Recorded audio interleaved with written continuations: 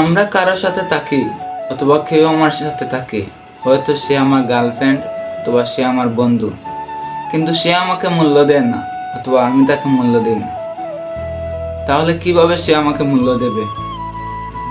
এর কারণ হচ্ছে, তাহলে একটি গল্প আপনি শুনে যান। ভাত যাতে গরমে নষ্ট না হয় তাই আগে জল দিয়ে ঢেকে রাখা হতো, যাতে ভাতগুলা নষ্ট না হয়। সেই ভাত পরের দিন পান্তা ভাতে পরিণত হতো। আর এই সমস্যা থেকে বাঁচার জন্য ফ্রিজ আবিষ্কার হলো। এখন মানুষ বেশি টাকা দিয়ে রেস্টুরেন্টে পান্তা ভাত কিনে খায়। ফেসবুকে পান্তা নিয়ে কত রকম নানা রকম ভিডিও চলে। আমাদের সমাজে প্লেট সহজলভ্য ছিল না বলে আগেরকার মানুষ কলা পাতা খেটে সেটাই ভাত খেত। আর এখন সবার ঘরে ঘরে প্লেট আছে, অথচ আজকে যদি কেউ কলা পাতায় অথবা রেস্টুরেন্টে খেতে পারে তাহলে মানুষ এটাকেই লাক্সারি মনে করে। ধুতি পাঞ্জাবি এবং শাড়ি পরাই আগেরকার মানুষের চল ছিল। ওগুলোই ছিল সমাজে সবসময় ব্যবহারযোগ্য কাপড়। এখন ওগুলার ঝামেলা বলেই পৃথিবীতে তৈরি হলো প্যান্ট শার্ট অথবা শর্ট কাপড়। কিন্তু এখানকার ছেলে মেয়ে ধুতি কিংবা পাঞ্জাবি পরে কোনো বিশেষ অনুষ্ঠানে অথবা যার যার ধর্ম উৎসবে। আমাদের গ্রামের জীবনযাত্রাকে আরো সুন্দর এবং সহজ করার জন্য এই শহরের সৃষ্টি হলো। কুড়েঘর ভেঙে ফ্ল্যাট তৈরি করলো, চাষের জমিতে কারখানা তৈরি করলো এবং বন জঙ্গল কেটে বানানো হলো চলাচলের রাস্তা।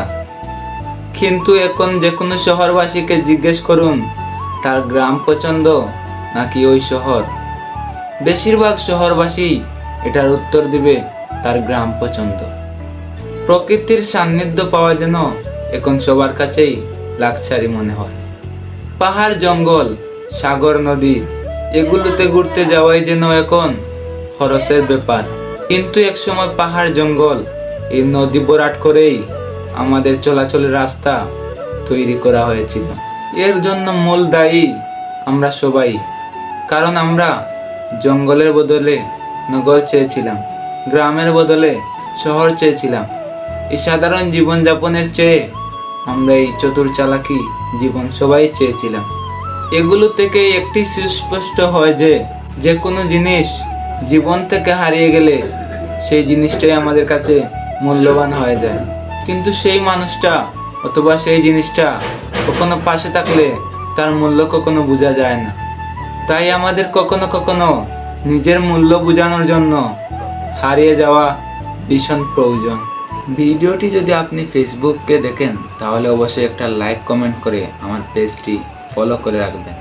আর যদি ইউটিউব থেকে দেখেন তাহলে লাইক কমেন্ট করে চ্যানেলটি সাবস্ক্রাইব করে রাখবেন।